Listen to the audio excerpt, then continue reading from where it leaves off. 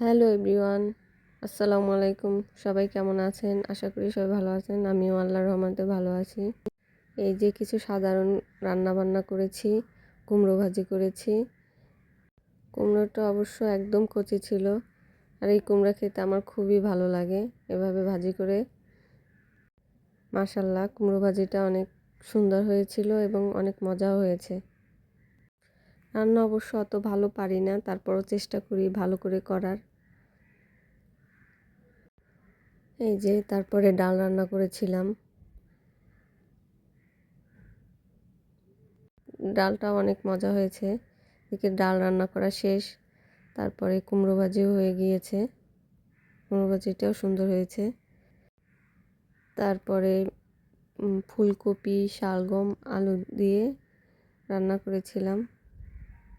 শীতের সবজি আমার কাছে বেশ ভালো লাগে, খুবই ভালো লাগে।